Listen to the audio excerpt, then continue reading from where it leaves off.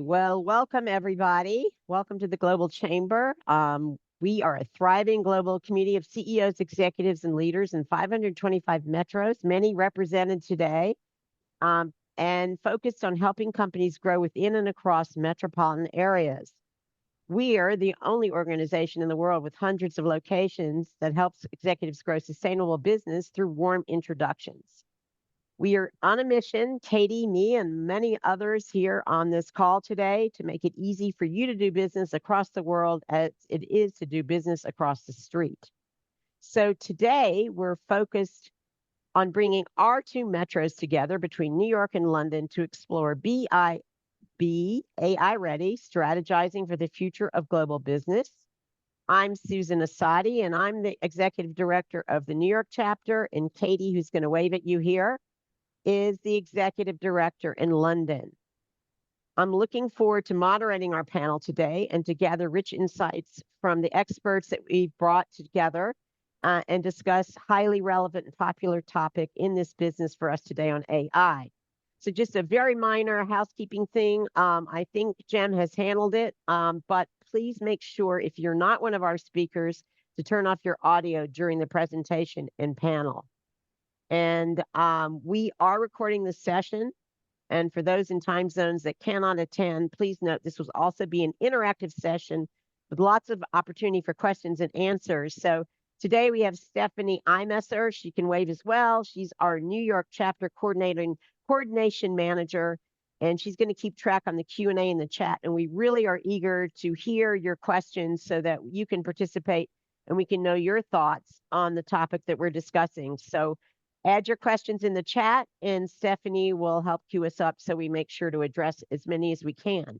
And now I'm going to hand it over to the brilliant Katie Keith out of London to explore this topic more and introduce our keynote. Thank you, Katie. Yeah, thank you so much, Susan, and good morning, good afternoon, and good day. Thank you for joining us right around the globe. My name is Katie Keith, Executive Director here in London. I'm delighted to be hosting our Sister City annual event for the third consecutive year in a row. This is where we bring all of the big questions to our global tribe. And this year, this is our biggest and most relevant topic yet. So I'm really excited to be unpicking that today with expert panelists and also our wonderful keynote, Hande Basev, who I'm going to introduce in a few moments.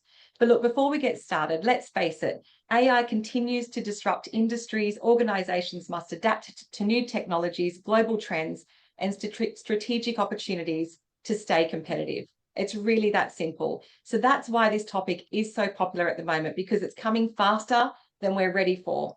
So today we're bringing our subject matter experts, and we're going to look at things such as early AI adoption, best practices across industry, strategies for AI implementation in business models through peer-led discussions. So we've got some really interesting topics and questions. I've already had a sneak peek at what's to come, so I'm looking forward to a very engaging discussion. But what we really want to do here at Global Chamber is start to forge meaningful global partnerships between London and New York City. So today we want to hear from you as well. If you've got questions, please put them in the chat, get them up there. We're also going to have an open Q&A as well, where you can have your voice heard. And please start connecting with each other on the chat too. Pop in your LinkedIn profile link, start looking at who's who in the zoo, who can you start connecting with? And also at the end, we're going to have a call to action to reach out to us as well to see how we can help you in your business. So today, without further ado, I'd like to introduce our keynote, Hande Basev, who is a seasoned AI expert in driven business strategies, management consulting, digital transformation, 25 years of experience in industry. Hande has successfully managed more than 350 strategic, operational, and technological transformation projects and led over 50 business development initiatives globally. As a board member, she has provided strategic consultancy to various organizations, enabling them to achieve sustainable growth and strengthen their future trajectories. Hande is the managing partner of WSI Digital Consulting's London and Istanbul offices, leading global digital marketing and AI strategies for networks operating in 750 locations across 82 countries. Hande is an active member of WSI's Global AI Leadership Board, where she advises on the strategic use of AI in business. She is Forbes Turkey contributor, regularly sharing insights on AI trends, governance, and business applications. Beyond Forbes, she contributes thought leadership to various global publications and platforms. She collaborates with Oxford University, co-developing the AI Leadership Readiness Index and AI Use Case Factory and Business AI Strategy Curriculum. Wow, what a powerhouse. Hande, we're so delighted to have you here, and I'm going to hand over to you for your keynote. Thank you. Thank you very much, Katie. Thank you for the amazing introduction. And before diving in, I want to sincerely thank Katie, Susan, and Charles, and all the team for bringing us all together today. It's such a pleasure for me to be a part of this inspiring session. And this is an excellent example of what the Global Chamber community does. We are best in building meaningful cross-metro connections that move ideas into action. I'm also very grateful to be here alongside such brilliant speakers and engaged participants. Again, thank you for the warm welcome, and I'm really looking forward to the conversation. Yes, the slide says the world isn't waiting. So we are gathered here today not just to talk about artificial intelligence, but about two cities, New York and London, and the unique opportunity they hold at a moment when global AI development is advancing faster than its governance. We stand here at a point what Antonio Gramsci once called a moment when the old world is dying and the new world struggles to be born. Today, we are witnessing the birth pangs of an algorithmic society. And I just want to be clear up front. This isn't just a pitch for Western dominance. It's a call for shared responsibility because the AI future will be multipolar. China, India, Canada, Israel, South Korea, and all the nations across the global South especially are investing in their own AI infrastructures. Many of them at a massive scale, and this is a welcome shift. But with that scale comes risk, fragmentation in standards, misalignment in values, and a growing mismatch between what technology can do and what societies are prepared to handle. So the question is not can New York and London lead AI? It's are they willing to collaborate in shaping how AI fits within an open society?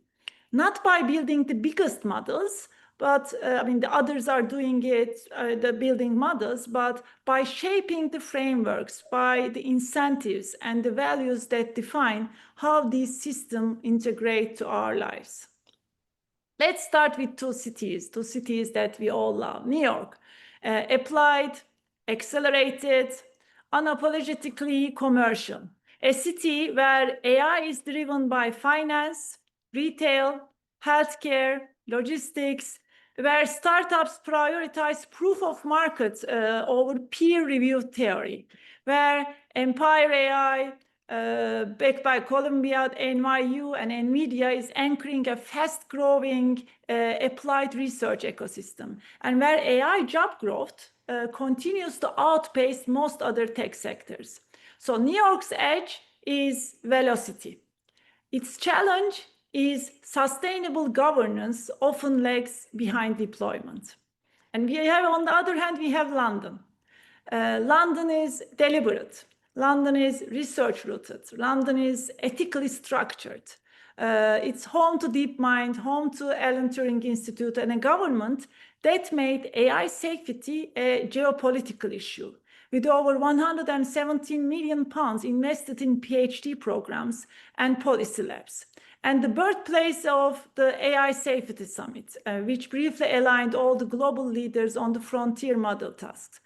And when we look at London edge, its edge is foresight. Its challenge is hesitation at the moment of execution. And here is the core truth. Both cities are confronting the same problem, but from opposite ends.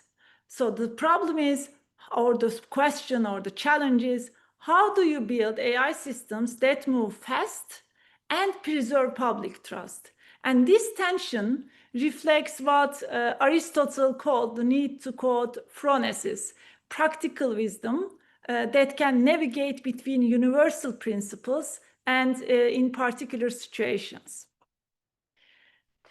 Let's look at both these from a different angle, but a very important one, the talent. Not in abstract terms, but how it plays out inside real teams and under pressure. In New York, we have AI professionals, and the AI professionals are shaped by the tempo of venture-backed markets. Engineers mostly ask, how quickly can we ship? Product leads are rewarded for iteration and market traction. Ethics, if addressed, comes post-MVP. And this creates execution-focused talent, adaptive, assertive, often brilliant at shipping under uncertainty. But it also creates some blind spots. Systems which are optimized for performance, but systems which are not necessarily optimized on accountability. And governance is mostly a patch, not a foundation. And in London, we have the pipeline runs through the research institutions and public sector exposures. And professionals ask here, what are we optimizing for? And who does it affect? And talent is built around statistical rigor, social risk mapping, and ethical framing. And this iterates the analytical depth, and this also it creates an ethical framing and interdisciplinary thinking. But here too, meaning in London, in this ecosystem, there are limitations. The product cycles are very slow, especially compared to the New York, the ones in the New York. The risk aversion delays iteration, and industry exposure is very limited. And the insight here is, like I said in the previous slide, these aren't opposing profiles. They are missing halves of the same capability. The execution intensity of New York paired with the ethical depth of London makes for teams that can move responsibly, not just fast. Imagine a London-trained ethical auditor paired with a New York-based deployment lead, or a transatlantic engineer team testing interpretability tools across regularity sandboxes in both countries, or fellows who understand both Bayesian modeling and policy brief. So this is not theory, actually. That's the kind of hybrid capability that AI governance requires. And this is definitely not about two cities being proud of their capabilities. It's about what happens if no coordinated model emerges. Right now, the EU is pioneering compliance-heavy governance. China is exporting state-aligned and mostly surveillance-friendly AI systems. The US is in regularity limbo. And the UK, while proactive, the UK risks isolation if transatlantic alignment dissolves. And we are entering a decade where deployment will outpace deliberation. And without middle ground governance frameworks, we risk polarizing AI development into incompatible and most probably and most possibly unsafe tracks. And that's why collaboration between New York and London, it isn't symbolic, it's practical, and I think it's very urgent. Let me pause here and acknowledge something many of us in the room, I presume, have quietly felt. The political atmosphere around AI governance has shifted, and it's shifted significantly in just the past year. During the previous US administration, we saw the emergence of a very rare alignment. The US executive order on AI focused on risk management, it focused on system auditability, it focused on the transparency, and the UK hosted the Global AI Safety Summit, advancing the dialogue to all the frontier model risks. And the two governments collaborated actively at ethical level, at the diplomatic and policy levels. And for a brief moment, it felt like an AI governance alliance between open societies was finally emerging. But with the recent political transition in the US, priorities have shifted, as we all know. The AI Safety Institute has been really reduced federal backing, and regularity momentum has slowed down if it's not stopped, and multilateral dialogues have been de-emphasized. And now, this isn't about the blame, honestly. This is just a strategic recalibration. So it reflects a different theory of change. But for allies like the UK and London, the shift has left a gap. AI safety requires synchronization and not just capability. And when the synchronization between two governments, between two parties falters, cities like London are left in a very delicate position, still committed, but increasingly isolated. So in these cases, in those environments, coalitions must adapt. New frameworks must be built. And that frameworks don't rely on federal alignment advice. And let's imagine, let's be practical, and let's imagine what we could actually build if we moved with intention. Number one, we can build dual anchor AI firms, startups incorporated across both legal regimes, regularity sandboxes co-designed by both governments, investors in New York, trust infrastructure from London. We can build 24-hour innovation loops easily. London handles the ethical and fairness assessments, documentation, baseline evaluations. New York handles deployment, iteration, and user testing. This creates what we might call creative duration, meaning time that builds cumulative capability rather than depleting it. And instead of frantic acceleration, we get a coordinated rhythm between the two cities. Another example could be a bidirectional talent flow, which I value a lot. Fellowships across ethics, machine learning operations, public interest tech, visa fast tracks, if I'm not being so romantic, between both cities. So this mobility represents flexibility that enhances rather than undermines human development. Imagine that professionals can move between contexts while maintaining commitment to shared values. Another and last example could be institutional infrastructure, which is also will be very valuable, meaning a joint observatory for algorithmic outcomes, meaning public data sets, benchmarking tools, aligned with all the OECD principles. So this embodies what political scientists call polycentric governance, because meaning multiple centers of authority that can coordinate without having any rigid hierarchy, and building institutions that can evolve as challenges change. So this is, at this moment, I think this is very much needed, especially from AI perspective. And Vision 2030, I don't think that it will be elegant. It will be incremental. It will require legal reform, political compromise, and cultural friction. And it is happening against a backdrop where AI has already become a weapon of statecraft. We have seen Russia deploy deepfakes on both networks to destabilize Western elections. China leverages AI for mass surveillance, as I mentioned, and social control through systems like the social credit score.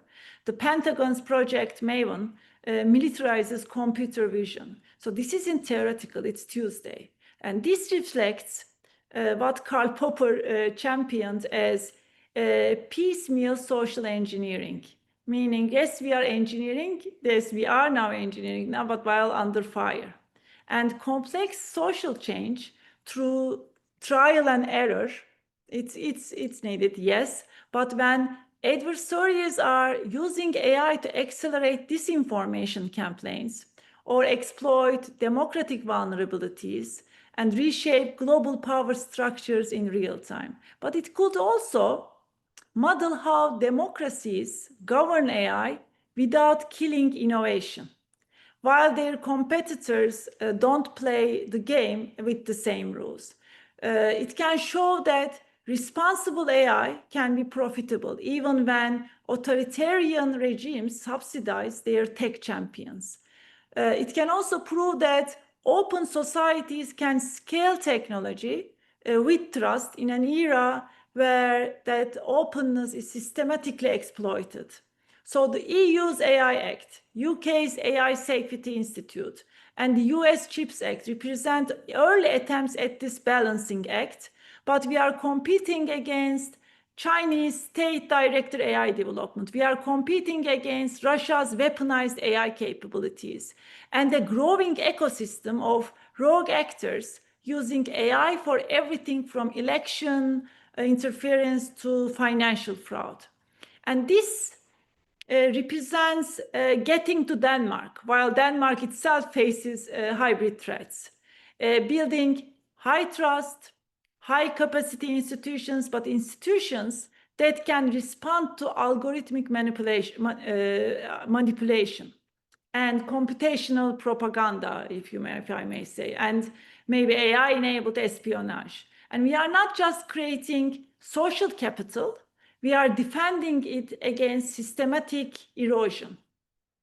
Most fundamentally, it addresses the legitimation crisis in an age where AI can manufacture consensus. The gap between what democratic institutions promise and deliver, now complicated by deepfakes that undermines the shared truth, recommendation algorithms that polarize societies.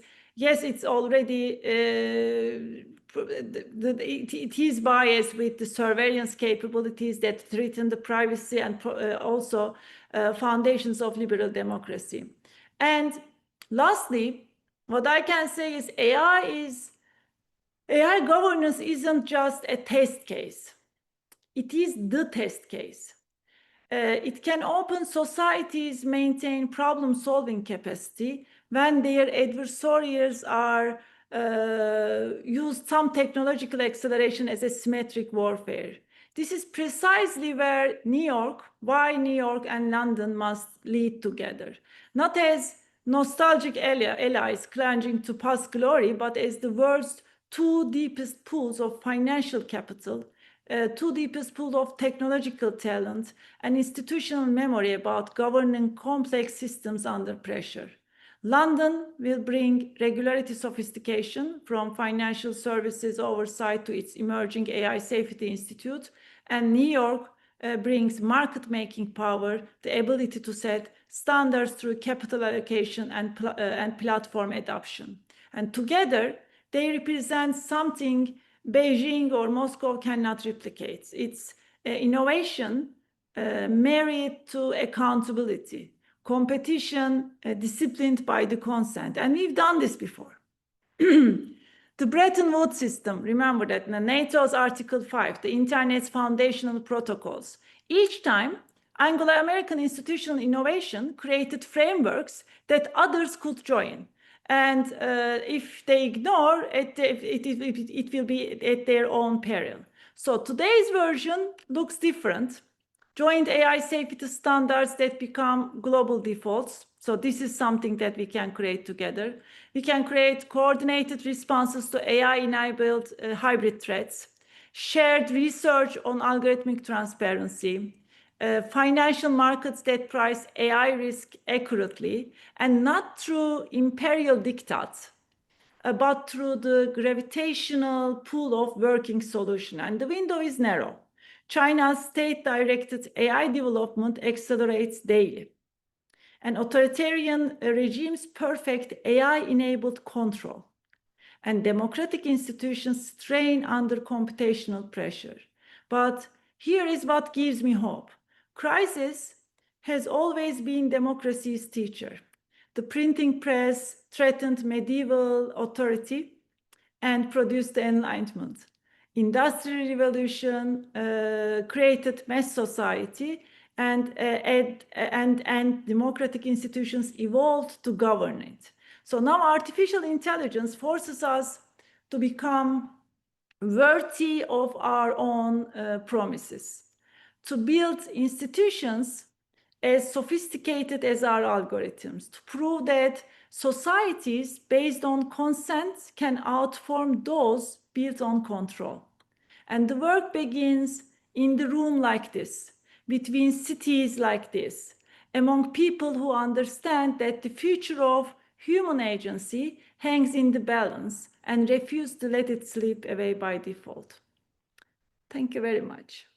Thank you very much, Hande. I really don't know where to start. What an amazing macro perspective on the AI landscape from a truly global view. And I found so many amazing insights coming out there, bringing the two cities into the conversation in terms of our challenges, our opportunities, and then also the leadership capability that we could share across borders, that transatlantic partnership. Now, we do have a question in the chat, but I wondered, I do have something quickly because we do want to move into our panel discussion, and you're going to be joining the panel, so there's going to be plenty more opportunity for conversation across the board. But look, where do we get started with this? Like, we're all sitting on this call. We've got about 50 business leaders that are interested in becoming AI ready. How do we make an impact on that from a micro level? Amazing question. We can start with the talent perspective. As I mentioned, both cities, both companies, and it's also in the micro level, in the operational level, all the companies in both cities have different talent structure, different culture, different leadership styles. And this difference and this richness is what AI governance needs. Imagine that in very micro level, even if you are a self-employed person, I mean, merge your force with someone who does a similar job in your vertical in New York, because the dual opportunities and dual cultural perspectives using AI from AI's perspective is needed for ethical AI, for an efficiency in AI, because of the different capabilities and different regulations and infrastructures of two cities. Thank you, Hande. That really answered the question quite well. And we do have one quick one. Gregor Ross, thank you for your question. Will AI regulations stay fragmented in the US over the next few years, or will this improve? What's your thoughts on that? My hope is that it will improve, and my thought is it won't improve. Yeah, unfortunately, wait and see. Wait and see, Gregor. Time will tell. Exactly. I Hande, hope we all will win. Yeah, thank you, Hande. Amazing insights there. I've got lots of keynotes. I'm looking forward to debriefing after with you because I've got more questions. I'm going to hand over to Susan now to lead us into the panel discussion. We're going to bring all of our other experts to the virtual stage. Hande, you'll be joining them. So Susan, over to you. Looking forward to this. We have one more question. Do we have time for one more question from the chat? Yes, we do. Go ahead, please. So the question is, will be there jurisdiction where you would recommend to be hosting this IP to both project it and benefit from value growth? The jurisdictions for the dual investments, Stephanie, is it the question? Yes. So will there be jurisdictions where you would recommend to be hosting this IP to both projects and benefit from value growth? Danielle, yeah. Okay, thank you, Danielle, for the amazing question. Thank you very much. So there are some jurisdictions, but I can't, and especially for the sandbox, to build the sandbox places, and locate them. There are some, but unfortunately, the governments have not aligned in terms of the cooperation. So that's why when it comes to AI, we've never been at a time in history that 7 or 8 tech giants had that much of power. So this is what we are very proud of. I'm Turkish, and we have a Nobel Prize winner economist, Daran Ocemoğlu, and he also mentions that. And those 7 giants, tech giants, rule even the jurisdictions, even the algorithmic capabilities, and they own the data power as well. So that's why we need to own our own territory and vertical. What I mean by that is we never seen governments using developments or advancements for the sake of the people, meaning in sustainability, climate change. And AI is now another tool in the political game. So that's why instead of us waiting for the direction for those jurisdictions. That's why I started with that micro example. We need to build these allies without waiting them to show us, the best jurisdiction that they agreed. We need to do our own lobbies in our own verticals. But it is a very long answer to your question, but I just wanted to give a context. Unfortunately, there is no jurisdiction that I can tell you so that we can go and build it. But what I can say is those jurisdictions will be built by the pressure of the small and medium-sized companies. Thank you, Hande. So we're going to hold questions till the end of the panel now. So keep them coming into the chat. As many questions as we can. We've got a really great open discussion coming. We're going to hand over to Susan now to lead us into panel now. So over to you, Susan. Thanks, Hande. Thank you, Katie. Thank you, Hande, and thank you, Katie. I'd like now to welcome our other industry experts to the virtual stage. And firstly, we are joined by Pouya Lavian. He's the Managing Director of Investments at Wells Fargo Advisors, where he serves as a trusted advisor to founders, family offices, executives, and leaders across finance, tech, and law in the global markets. And he has a background in both law and wealth management, including roles at JP Morgan, Credit Suisse, and Mayer Brown Platt.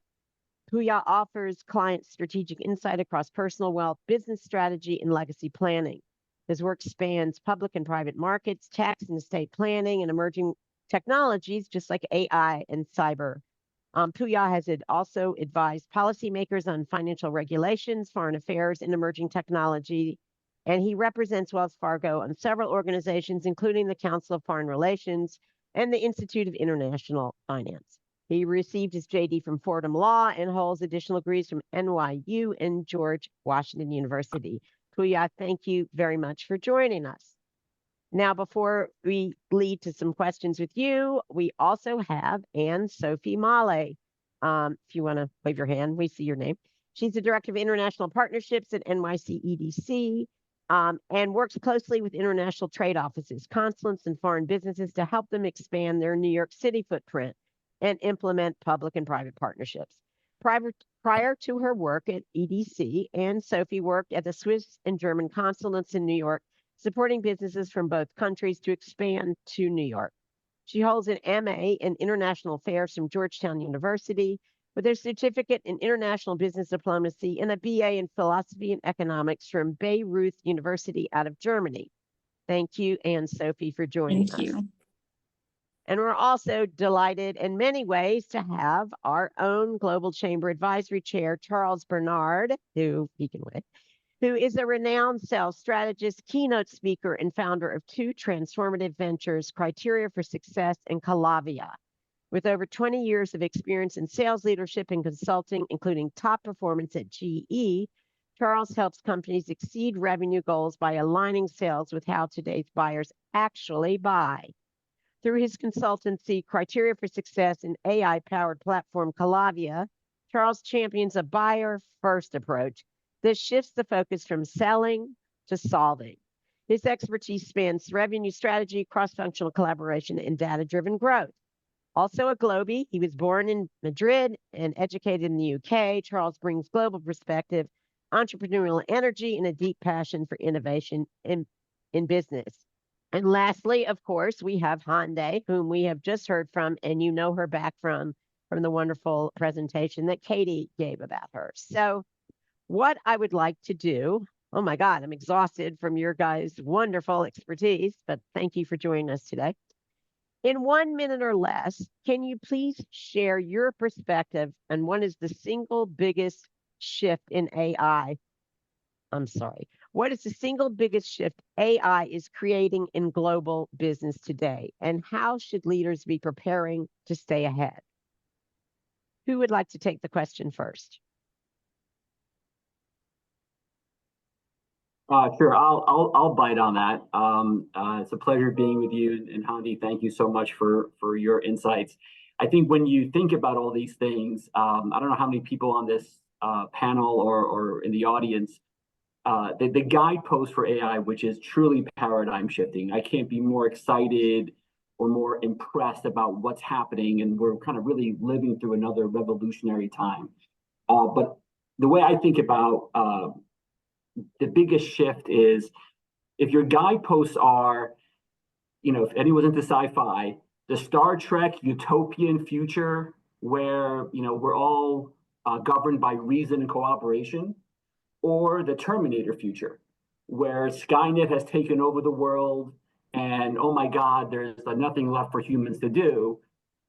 How we end up, I think, between those two polarities is still waiting to be seen. And I think for business leaders especially, as well as leaders in government and otherwise, the big shift has to be to really put on your creativity and imaginative hat and be able to really see outside of what you may have thought was possible before and around a corner. And that's not easy for a lot of people, because people who, especially in finance or otherwise, they sometimes are, tried and true. We know what we're doing and we keep on doing it. The people who have been able to really, cement themselves and set themselves up for success for the next 5, 10, 15, 20 years are people who have been investing in technology and investing in the creative output that might come from new technologies that are unforeseen. So be more creative, be more imaginative. That would be how I would think of the biggest shift going forward. Thank you, Pouya. Who else wants to weigh in? Sorry, Hande, you go first. I had my part. Please, you go, and then I'll go after you. Okay, sounds good. I want to thank Susan for including EDC in the panel. Thank you for the kind introduction.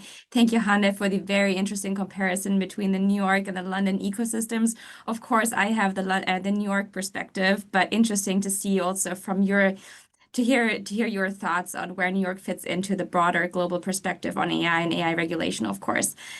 So I do agree with Pouya on his, assessment of the biggest transformation that AI brings to business leaders, which is this really fundamental transformation of value creation, of decision making, where we have information available in real time, where we have data that's applicable to anyone. Business leaders, I think, can react in a bunch of different ways. And again, taking the New York perspective here.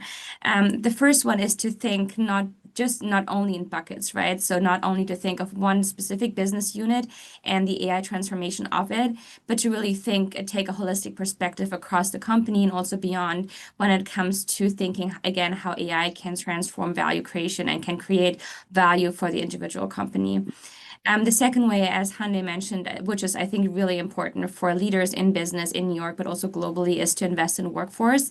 So again, across business units in the company, but beyond, to make the right kind of connections with the ecosystems that the company is located in, and be that in a specific city, but be that in a global context as well. And I think one of the closest trading partners globally, New York and London are perfect partners to collaborate on this. And then lastly, of course, it's interesting for leaders to take a really strategic and to take a standpoint when it comes to regulating AI, which is in New York, we like to think, which is to both take a global perspective, but to also adapt all actions to a local level. So again, to integrate the business within the local ecosystem. I'm going to close off by saying that New York has all those right, ingredients to really position business leaders in the right way, to really lead on AI and to really support AI in a responsible way and in an ethical way from an individual business perspective, which is we have a lot of talent here that business leaders can interact with, can integrate within their business. We are building this entire ecosystem around AI in the city, also with ties to London. And then lastly, we are, as I'm sure you all know, we are the leaders when it comes to the diversity of industries. Hande touched on that.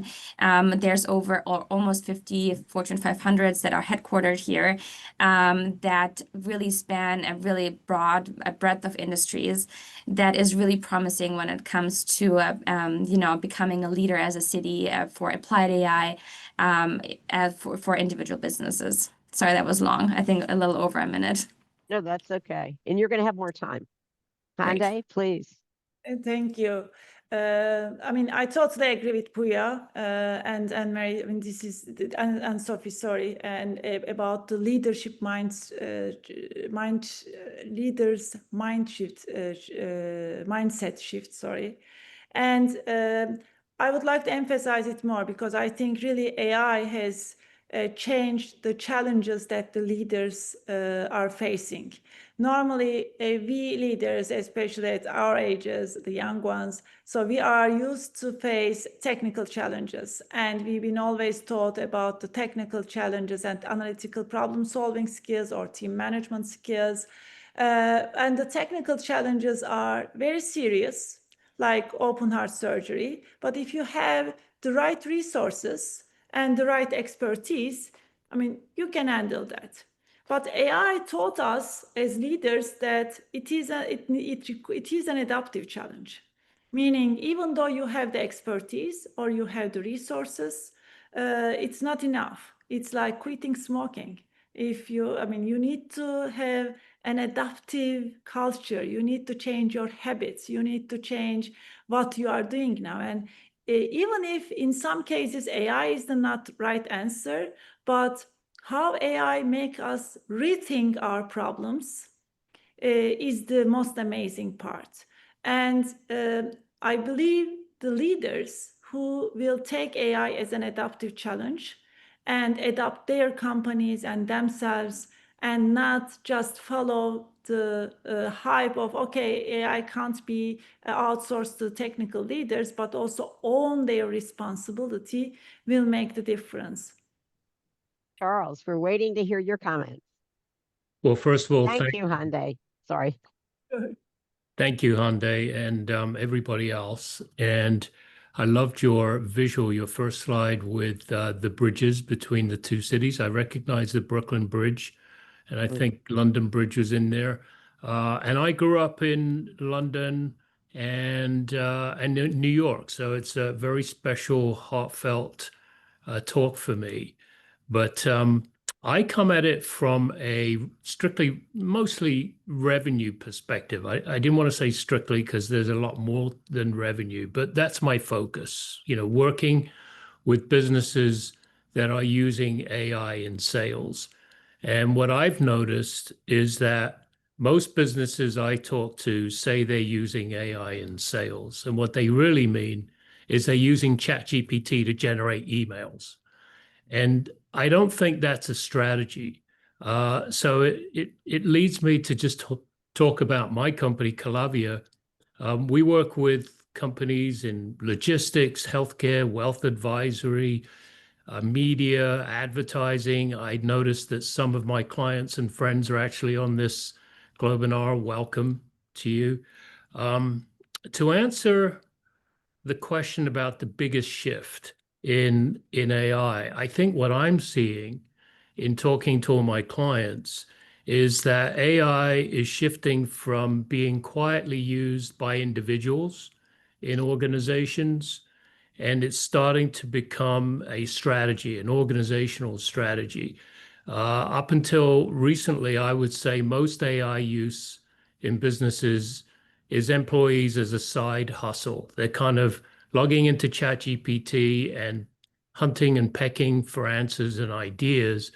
But all that good stuff that's going on is not getting leveraged across the organization. So I think that's an opportunity, and I think that's where we're headed. I saw a comment, Paul Hardman. I'm curious about, I think it was you who said leveraging AI, that the big guys are using AI and maybe dominating. I actually would love to challenge that thinking, Paul. I think it's the opposite. I think small SMEs, small mid-size enterprises, small mid-size businesses are actually, if you take advantage of AI, it's a leveler.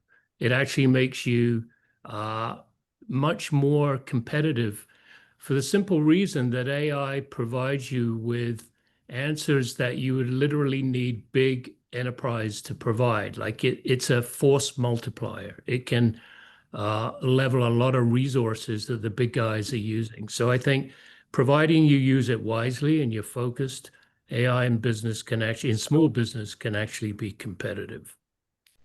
Can I support Charles with some numbers that we have, Susan? Sure. Ed.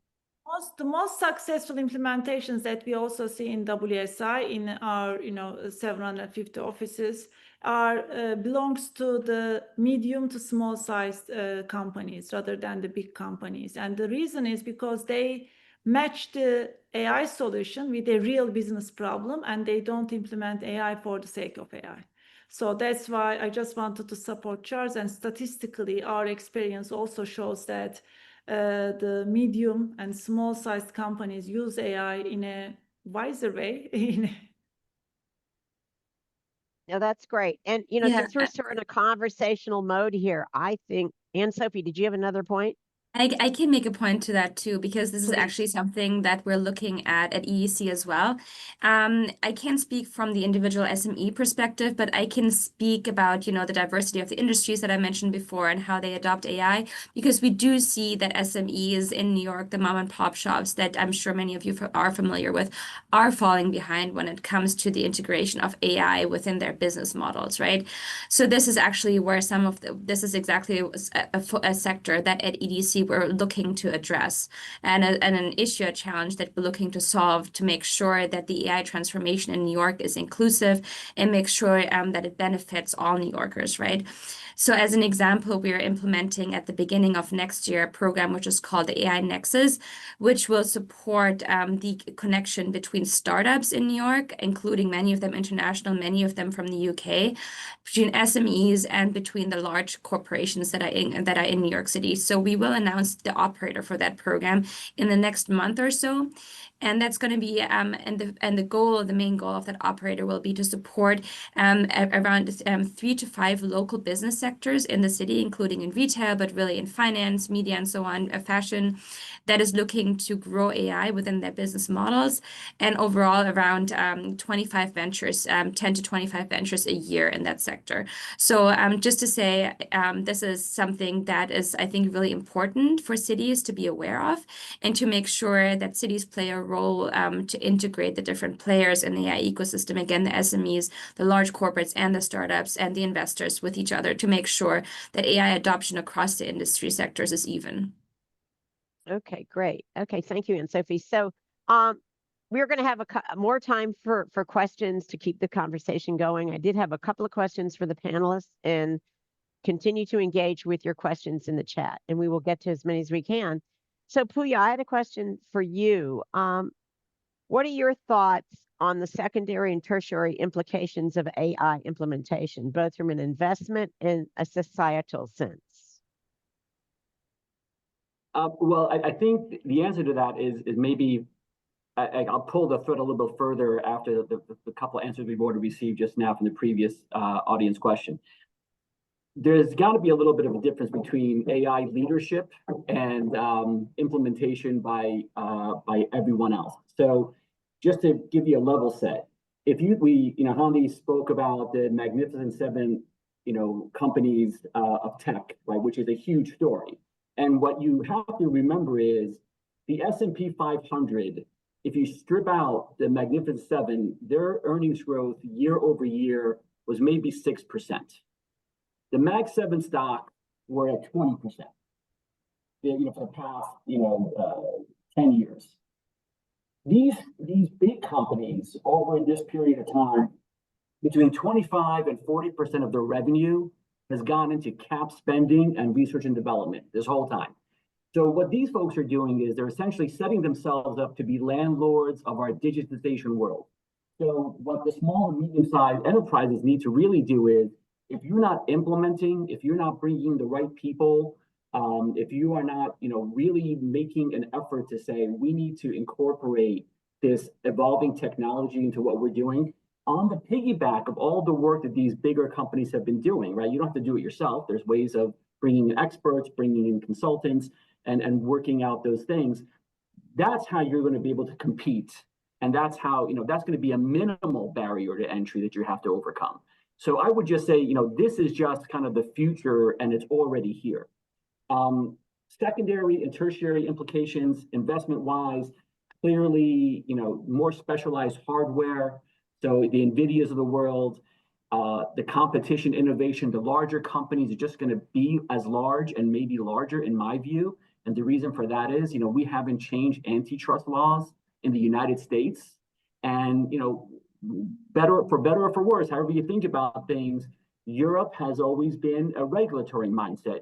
And the reason why Europe is so heavily leading with regulation and governance issues is because they weren't fast enough to adopt technology and get out of its way like the United States did in the 90s. So these are all things that are just coming together, and the US will try to maintain that global perspective. The secondary / tertiary for the future, investment-wise, energy. Everything about AI is going to be dependent on energy. The energy per token spend on what these inputs and outputs are going to look like. No matter who's doing it, they're going to want to do more and more of it. Society-wise, the market shift that could happen, especially with kind of the developing markets. So think about outsourced business processes that might be outside of the United States, outside of the UK. That's going to have a shift to it once those things get done much more efficiently, internally in the US or otherwise. New training paradigms that have been put in place for the workforce.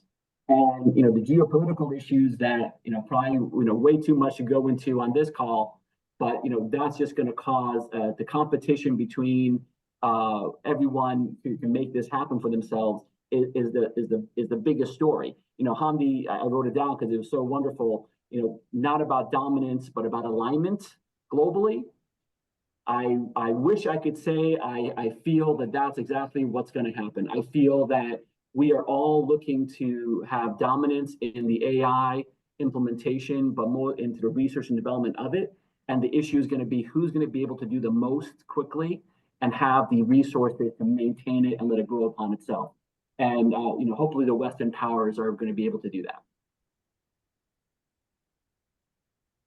Okay, thank you. So, we're talking, a bit about the investment side and so on, and this is a good time maybe to bring in Charles. How are most companies getting AI in sales wrong, and why is sales enablement no longer just a sales problem?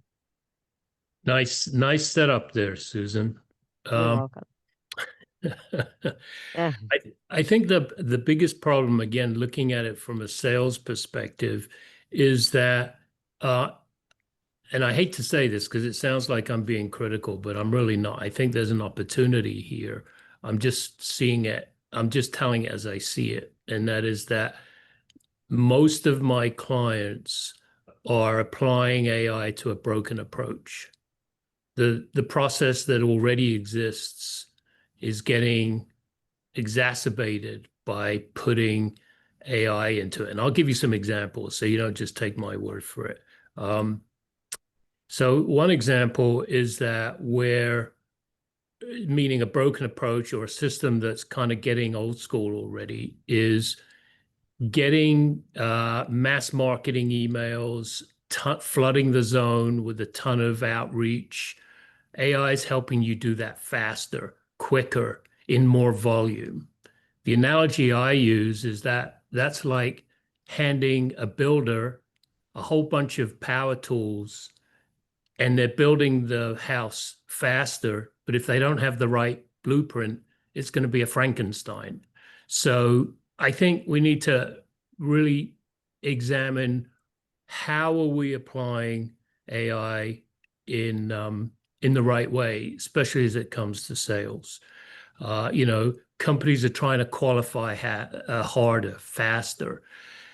I still think, and I don't believe this is old school, I still think there is value in going through LinkedIn Navigator, for example, going through your contacts, people you trust, people who trust you, your inner circle, your current clients, your past clients, going to those people and being very thoughtful about when you engage in a prospecting discussion, in a buying discussion, that you're thoughtful and that you understand their business, how it shifted, how it's continuing to shift, the problems, that's time consuming. And that is something AI can help with. I use that all the time. I go to LinkedIn Navigator, I see people I want to connect with, and then I feed it into Klaviyo, which is our platform. And I ask a question like, how can I contribute to this person? Not how can I send 1,000 emails and hope that it's a numbers game. I'll get someone who raises their hand. That doesn't really happen. And even when it does, it's a very shallow conversation. It's like I send all this stuff out, I flood the zone. Someone said, yeah, I might be interested. What do you got? And the response is, I got nothing. Why? I don't know your business. I'm not sure what you need. So I think we need to really be thoughtful about how we can first help AI serve the mission and the purpose. And so I think that's one. And then lastly, what I think companies are getting wrong in AI, to your question, Susan, about sales and AI, is stop thinking about sales as the tip of the spear. That's old school, old. That's dying. What I mean by tip of the spear is most companies still think today that marketing and sales is going to be the first place a buyer interacts with your organization. And what I'm seeing is that buyers have already done 70 to 80% of the work before they contact you. And so we don't need a seller or a marketer to wow me as a buyer and tell me what I don't know. I already know most of what you're going to tell me. What I want to know is how can we get into that final push that's going to get me across the line, that's going to make me decide to buy from you versus 10 other people I'm also 70% along with. Are you going to be the organization that's going to fill in that gap, or is it going to be somebody else? And therefore, you got to start involving operations, leadership, because that's where all the value and the knowledge and know-how is coming from. So my phrase is take buyers away from the tip of the spear and put them into the sphere of the organization, because that buyer is going to be interacting with a lot more than just an individual sales or marketing function. Great. Thanks, Charles. Yeah, it'd be great if they would integrate so much of this communication of this new technology among the C-suite. Anne-Sophie, I have a question for you, being our New York speaker, in addition to Charles and Pouya. But what makes New York City an exciting competitive hub for AI innovation, and how does its ecosystem differ from other global cities like London? I know some of this has been addressed in your responses, but I wanted to give you a chance to add anything else that you would like to share with the audience.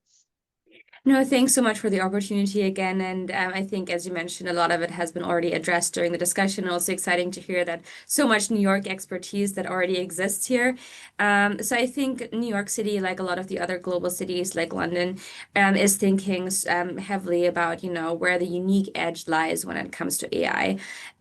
We decided here at EDC that, we decided here within the organization that New York's unique edge for AI is really its position as a global leader in applied AI. So really any time when AI is applied to a real world solution across an industry. So this is when New York is benefiting, as I mentioned before, from the fact that it's home to nearly 50 Fortune 500 companies, home to nearly 300,000 startups, 25,000 tech-enabled startups that are really operating across industry sectors and that are all looking to integrate AI. So through that, New York City is the second largest tech ecosystem globally, right after Silicon Valley. So this is, how we're leaving the leadership to Silicon Valley when it comes to the development of R&D and large language models. And this is how we're seeing New York as taking over when it comes to any kind of company that's looking to scale and that's looking to commercialize in the city. And we really see that trend across the board, that we see entrepreneurs that are moving to New York City, once they develop their initial model on the West Coast or or in London as well, in other global cities that are then coming to New York to be close to those customers that can really help them grow. So it's the customers, of course, and then of course there's the capital that's available here. New York City is traditionally the leading capital globally when it comes to financial services, and that also translates to AI, of course. We have 1,200 VCs or so that are located here in the city. There's the startups here, including NEI, have raised $200 billion over the past 10 years. That's more than in London, Singapore, and Hong Kong combined. And then lastly, I mentioned it before, the talent pool here in the city is really massive. So this is, there's around 9 million people living in New York City. 1 million of them are either current college students or recent graduates. There's nearly 100,000 people that have AI or AI-related skills. And all of this really makes for a great talent pool for any kind of company that's, again, looking to scale and to grow in the city. I'm going to close off here by, going back to our AI strategy and to New York's position as global leader for AI. If you're interested in learning more about that, we have a really exciting report that we released in the beginning of this year, which is called New York City's Unique Edge for a Unique AI Advantage. So that provides more details on the cities, on what's happening around AI in New York, also the specific commitments that we've made to grow the sector. I mentioned, I talked about the one that's focused on SMEs. But then also, of course, we are currently, there's a lot of events happening here in the city through which we're looking to bring the ecosystem together. We have, for example, Tech Week, which is happening this week in New York. I know next week is London Tech Week. So there's a lot of overlap there. So that's really a great way in which, you can benefit from the diversity and connect with the diversity of the industry sectors here. And then we have our AI Summit, which I think is happening in London next week as well. It's happening in New York in this December. So that's, again, an interesting way, an exciting way to connect with the local AI ecosystem in New York. Excellent. So we already have all these crossovers going on between London and New York. 100%. Yeah, Yes. yeah.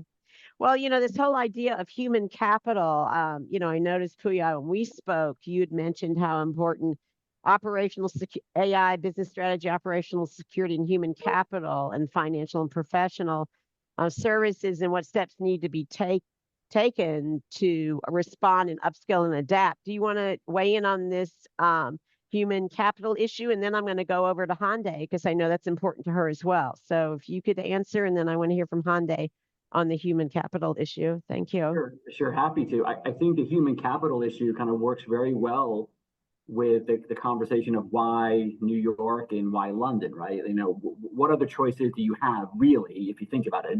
Don't take my word for it. The EU had a competitiveness report that Draghi put out a little while ago, and essentially, if you think about it, the reason why the US and New York are so kind of the West Coast, clearly Silicon Valley, is because we're very heavily invested in tech. Europeans generally have been more involved in energy, consumer staples, financial products. So if you want the right people to implement these types of things, you got to be where they are, and they're here, and in the UK. And so, this is exactly why the ecosystem works. From a human capital perspective, I think it's upskilling other workers to understand. Let me step back. You're going to have, in my view, and this is just me speaking, there is going to be a major problem for a lot of the entry level and kind of back office issues that many financial institutions or other enterprises have, which is there are going to be maybe less people doing that work. However, just like if you're a radiologist, right? If you're a radiologist coming out of medical school and you're getting your fellowship and you're like, okay, I have a great job now, I'm a radiologist. Yeah, you are, except there's going to be a lot less radiologists because AI and everything that will allow us to do better things can do a lot of that work for you. But there might be less radiologists, but the radiologists who are there are going to be fantastic and the best radiologists in the history of the world. So how do you upskill the talent that you have here in the United States or elsewhere to figure out, okay, how do I then utilize this and implement properly? And a lot of that is, you can't hide away from the technology. You have to be able to share that with your entire workforce There will be, I think, a place for almost everybody to be able to be involved in this ecosystem at some point. The question really is, how do you make sure that you are allaying the concerns of your general workforce, and they're not too afraid of the technology, they're not pushing back against its usefulness? And also, how are you able to make sure that you're able to bring in folks who not only understand what they know currently, but are open to being continually trained and upskilled to deal with all the permutations that are going to come. One thing that we talk about imagination and creativity. No one yet knows how this is all going to play out, and kind of how fast we're going to get to the models and the algorithms and the ability to really make actual decisions without humans. So the question really is, do we have the right people in place, both on a leadership level down the line, that are able to say, hey, I'm ready to be adaptable. I'm ready to go where the technology takes me, bring in my own inputs, but not be afraid of it. It's surprising, we don't really see it all the time or talk about it, but there is usually a pushback from a good number of people when things are evolving so quickly. So I think it's a lot of communications, transparency, and as much training as you can do with the workforce. Thank you, Pouya. And, Hande, I know, with your work, and when we were speaking, I know very important to you is preserving the human element in AI enhanced leadership. So what strategies have you seen work in dealing with human capital, but balancing emotional intelligence with automation? Thank you so much, Susan, for the question. And continuing the conversation with what Pouya said, so the most of the leaders they need to ask themselves if they are adaptable. And I think most of the concerns that we have currently and the questions are coming from the lack of AI literacy. AI is very overcomplicated. It's not something that is much more complicated than we faced in all the innovation cycles, but it's deliberately, everybody's making it deliberately overcomplicated, and that makes us to see AI as like an amorph element, talent, a capability that we need to understand and we need to team up. What I believe is, Susan, none of the human beings alone as a team and none of the artificial intelligence algorithms or the agents alone by themselves will be more intelligent than any team which is built collectively by human intelligence, human capital, and artificial intelligence. And the main problem here, or the main challenge, is us. And this will be a team that will be built by human beings. And to be able to build a team as a leader, you need to know the limitations and the capabilities of the other team member, in this case, artificial intelligence. And the lack of AI literacy, although everybody loves to use AI in all the sentences, or they are very proud of using ChatGPT, Perplexity, and all other tools, few leaders are aware of their responsibilities. Their responsibility is not using many other tools and trying other, fancy LLMs or building agents. Their responsibility starts with protecting their company, meaning having their policies in place, but also having a basic level of AI literacy so that they can build collective teams with their human capital that they already have in the company, and also with the AI. In most of the cases, the unsuccessful implementations is where they use AI not to augment humanity, but to replace human capabilities. And through developing AI training programs for leaders, for board members, and also professions like mentors and coaches, which requires the human existence as a fundamental core, we in WSI have identified some strategies that consistently preserve human elements while leveraging that automation effectively. And there are two levels. The foundation is augmented empathy. So AI excels at pattern recognition.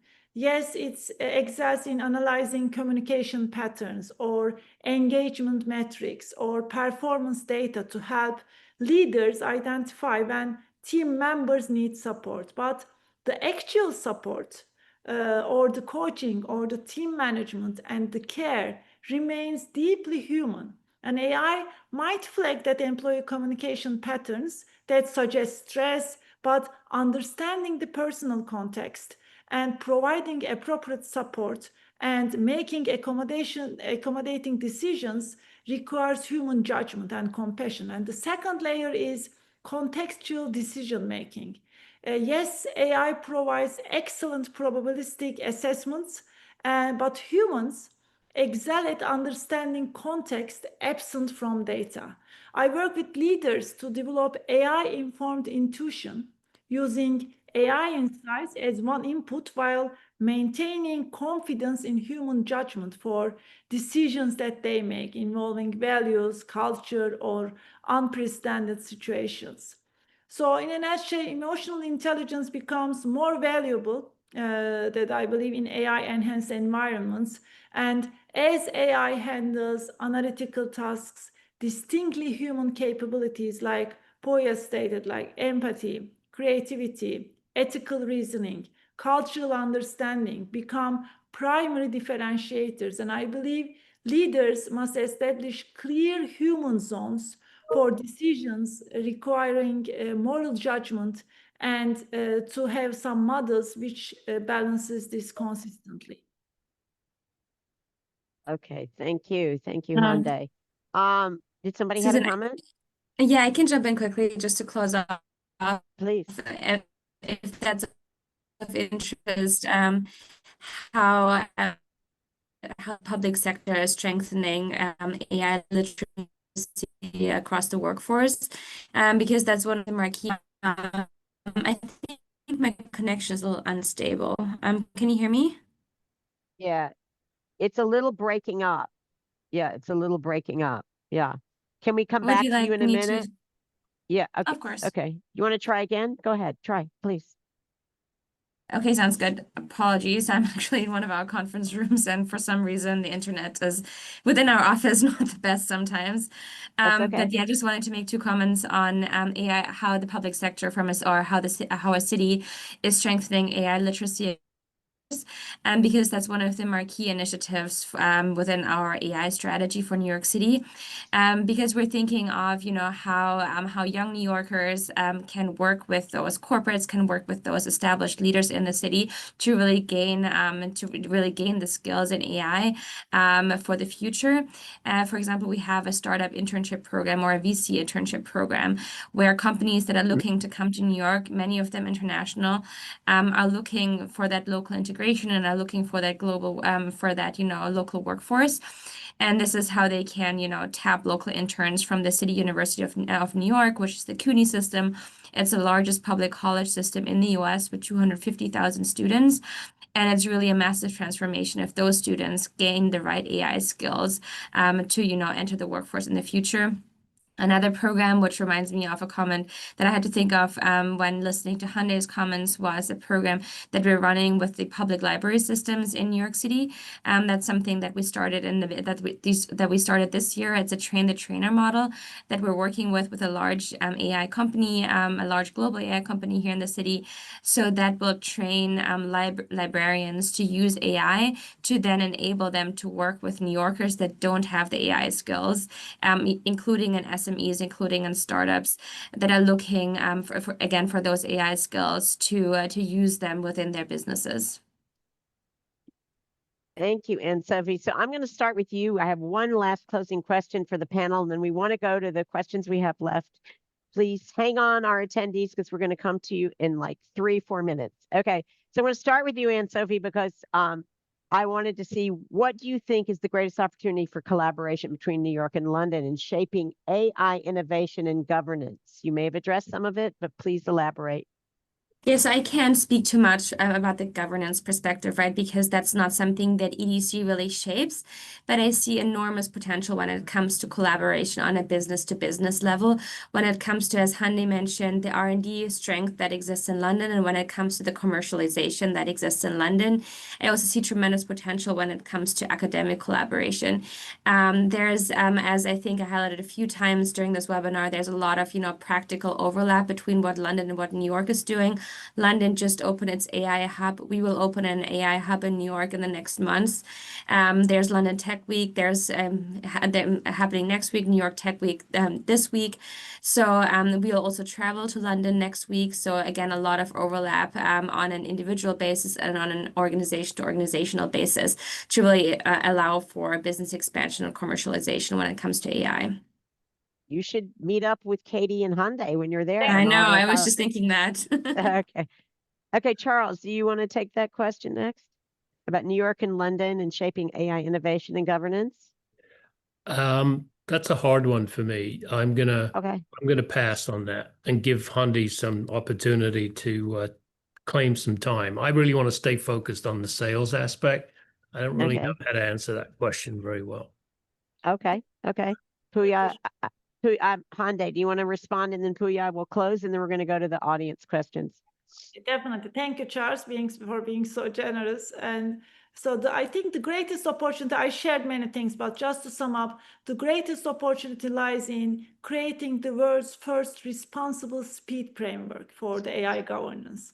So as I mentioned, New York brings unmatched execution velocity and market validation, while London contributes ethical rigor and long-term systems thinking. So together, they can establish global standards that prove responsible AI, that proves that responsible AI is not slower AI, it's more sustainable AI. So this collaboration could create a new competitive advantage, which is the ability to deploy AI innovations that are both rapid and trustworthy, so that they can give democratic societies a viable alternative to either China's state control approach or the EU's compliance-heavy model. So the time for this partnership is, I really believe it's now, so before other models will become entrenched. Thank you, Hande. Pouya, you do want to add anything here, Pouya? Yeah, my only addition to that is, I think on a very macro level, I think Hande's exactly right. It's, keep your eye out for the public-private partnerships that really are going to drive a lot of these things. So, we talk about AI as this truly paradigm shift, and it's an amazing thing that's happening. Remember, it's an amazing thing for everybody, and it's an amazing thing for nation states and allies. So if you think of who are the Five Eyes allies for the United States, and the US, UK, Australia, New Zealand, Canada. So these are people and kind of bonds of affection, as they call them. There's a lot of history there, and I think what you're going to find is the governmental sphere is going to make sure that AI innovation and development and everything that's going to be the ecosystem around it, that's a major national security issue. And so I think some of that's a free market guy speaking. So it's funny for me to say this, but I think the U.S. government and the governments of the UK and others are going to be, making sure that there's a lot of collaboration there with like-minded societies. So I think that makes a lot of sense, and I think New York and London clearly have a lot of things in common and are very complementary in that way. Okay, excellent. Well, so do any of the panelists have anything else on this question? Because I would really like to jump to the attendees' questions. I'd like to plant a seed question. That is, talk about the future, at least as I see it in sales. But this could be a broader question for the other panelists to jump in. And that is, I think AI right now, the model I see is it's following commands. It's a tool. But I think this is the first time, at least that I'm aware in human history, that it's not going to take long. It's almost there now, where that tool becomes our partner. And I have a very optimistic view of the future, because I think, and maybe you'll agree or disagree, I'd be curious, that paranoia is human. Fear is human. The AI doesn't have paranoia. That's an advantage. That can teach us a lot, because we worry about Russia and China and all the terrible things other people are going to do with AI. And my view is AI could teach us a thing or two. So the way I look at AI is it's morphing rapidly from being a tool to being a partner. And that's going to elevate our game. We as human beings are going to have to play an A game constantly. Our brains maybe have to rewire. And I think that's a good thing. And the reason I bring it back to sales is because I think when we develop a strategy hub, which we call which is a sales playbook, we're basically helping the AI coach us based on our own best practices. So we ourselves don't get in our own way. And I have to say that to me is one of the biggest issues I have with performance, human performance. We're our own worst enemy in many cases, especially salespeople. And I think AI can be a partner and something that can benefit us as opposed to something we should be afraid of. Very insightful there, Charles. Susan, I've got some questions that I'd love to fire away, if that's okay. So, Paul Charles, I just wanted to collect your question from earlier on this afternoon or this morning, wherever you are. What emerging AI capabilities will have the greatest future impact on international business strategy? I really love that question because we all want to know what's coming next. So, show of hands, who has the answer on our panel? So I'll repeat that. What emerging AI capabilities will have the greatest future impact on international business study? Hande, any thoughts? Yeah, definitely. So I was just, because I talked too much, so I wanted the other panelists to jump in. But actually, for international business, or the AI's capabilities in terms of innovation, in terms of growth, in terms of efficiencies, creating efficiencies, will help. I mean, these are the emerging capabilities of AI that will be also applicable for international business. But I think how it will augment the international information sharing and also the deep research, not as the tool name, but also as a capability, will accelerate the initiation process of the international business, and will enable us to have deeper conversations between two different regions. Having said that, and to add to Charles' comments also that they will be our partners, and I mean that AI tools will be our partners and we need to use them, I think, and that AI can also help us by diminishing the fear or the concerns that we have. I just want to highlight that because all the economies are, and in most of the countries, the economies are not in a very well shape. And I think there is a very romantic belief that we expect AI coming into the picture and creating efficiencies and bringing innovation and everything going very well. But when we look at the history, after none of the innovation cycles, the prosperity has evolved is instantly. And yes, AI can help. AI, I have no fear, and AI will help the business, international business as well. But it's not a naive person. AI is built by human, and sometimes I see in most of the comments that people want to position AI is the bad guy, but AI is not the bad guy. The bad guy is the bad guy. So that's why I love that. Yeah, I think it brings integrity, Hande. So to answer your question really directly, Katie, I think the opportunity I see with international business is something that I think is lacking because it's so dominated by humans traditionally, and that is integrity. Like AI can put integrity into the system, meaning what is integrity, right? There's a set of rules.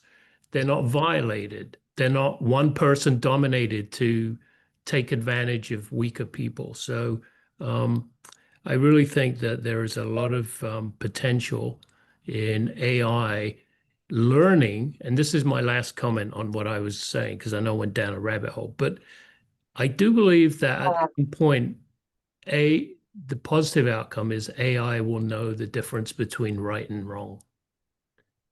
And shame on us, there's a lot of human beings who don't know the difference between right and wrong, or at least they know what's wrong and they do it anyway. Thank you, Charles. Really insightful. And Anne-Sophie, I know you've got so much surrounding you in terms of what is emerging, the use of AI. Have you got any opinion on what is going to shape the future of business strategy? I think a lot of the comments we already heard, right? I think I like the comment on public-private partnerships and the global, and really taking this both global outlook and both having a global and a local outlook on how companies are evolving within specific cities, but also globally, right? I think what was interesting for me during the discussion that AI is not just something that's specialized to a specific city, but that there's a lot of alignment between what some of the other leading cities are doing globally. And it's not just London, other global cities are, taking similar approaches. When we look at Tokyo, or when we look at some of the other cities, for example, Seoul is doing a lot around AI as well. So I think really shaping those public-private partnerships with with an eye on what's happening at the hyper-local level. So, being aware of what's happening in the specific ecosystems, while also making sure that the business is integrated globally. I think that's a really interesting, take for companies that are looking to grow. Yeah, thank you very much, Anne-Sophie. Now, that was a fully loaded question from Paul Charles. So I just want to say thank you very much for that question. Now, before Susan closes off the panel, do we have anyone in the audience that would like to unmute and ask a question to the panel? One more we have time for. Yes. Sorry, could I come in? Yes, we got. Yeah, good to see you.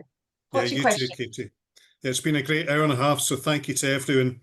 I just wondered, as a last thought, what's the one key point that can all take away as a strategic advantage if we use London and New York as a corridor of power for AI implementation?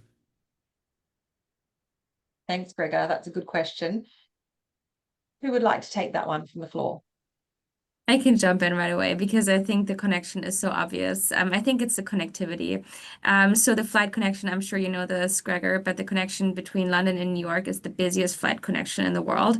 It's a very short, it's the closest connected cities across the Atlantic, both massive ecosystems in Europe, in the US, as we've heard, different, but also complementary. So I think it's, the time difference is short. So it's really the ease of traveling, the ease of, communicating with each other, the same language, that really binds the two places together. That's great. Thank you very much. In one sentence, I can also say that the main logic that in the keynote was also to look at the talents and be aware of what these both cities have in terms of talents, and build teams or build dual investments in two cities. That's great. Thank you both. Thank you. Thanks, Gregor. I know we had a couple more questions. Hank had already left and Stephanie has put them up here. Thanks, Stephanie. It took global business almost 10 years to fully adopt and integrate Microsoft software like Word and Excel. How do you encourage and enable business to adopt, integrate AI? Now, we don't have time to answer that, Hank. I know you've already left, but food for thought, panelists, reach out if you've got extra questions. And Paul Hardman, I'm also curious about the panel views on whether regulatory frameworks around the world will be able to keep pace with the development of AI, or will we see environmental increasing diverse self-regulation? I think, Hande, you've really covered off around the regulation and governance of AI, and I would encourage Paul to get in touch with Hande and other panelists to get more answers. I'm going to hand back to Susan and close off Q&A now. Susan, I know you've got some announcements before I say farewell to the group. We've got 2 minutes. Okay, great. Thanks, Katie. And thank you, everybody. We have, for our New York chapter coming up next week, we have an online monthly meeting, June 9th at 5 p.m. And actually, Natsuyo, who was on here before, I'm not sure she's here still, but she's going to be speaking about identifying partnerships to grow your business locally and globally. So don't miss that one. That's Monday, June 9th. And on June 23rd at 4 p.m., we are going to be hearing from the senior economist at Wells Fargo about giving a macroeconomic outlook. That's June 23rd. And then in the fall, we don't have a date set yet. Charles and I are working on a cross metro with 3 Spanish chapters, and we'll be getting to you very soon on that one. And I think that's it. And I do want to thank everybody on this panel, all the speakers, have been amazing. I mean, Hande, your presentation was excellent. The panelists were very engaged, and I learned more. And hopefully, we will be speaking about this topic next year when Katie and I connect again for our 4th annual. Okay, Thanks, Katie, take it Susan. away. Take it away. Yeah, thank you, Susan. Sounds like there's some powerhouse events coming up. Now, remember, you can join these events from anywhere around the world. London next Tuesday is hosting its London local meetup. Come and pop in and say hello. It's at 4 o'clock GMT. Lots of people from around the world visit us. We're having an in-person 110 people rooftop party in the summer, 17th of July, for London Global Chamber on the old TfL building. So please, if you're visiting us in town, you're a part of a delegation, pop in and say hello. Now, look, here at Global Chamber, we're all about accelerating cross-border trade, international investment and expansion. If you're not already a member, come and talk to Susan or I. We're here to help you, we're here to guide you, and we're here to make things happen. I just want to say thank you to Hande for your keynote, Charles and Sophie and Pouya for your wonderful discussion today. We could have gone for hours, but we've all got to go home, cook dinner, or go out and have our lunch right now. So I just want to thank you all for your energy, your patience, your expertise. And Susan, always love moderating our sister city Metro. I can't wait for next year. And I want to say thank you again. Get in touch. And the fortune is in the follow-up. So please connect, share your details, take a note. We're here to connect you. So reach out to us and have a good day and good evening wherever you are. Thank you. Thank you very much. Bye. Thank you. Bye, Thank you. everybody. Ciao. Awesome work, everyone. That's beautiful. Oh, I think it went really well. Thanks, thought it went Stephanie, really as well. well. Of course, very Uh, welcome. Yeah.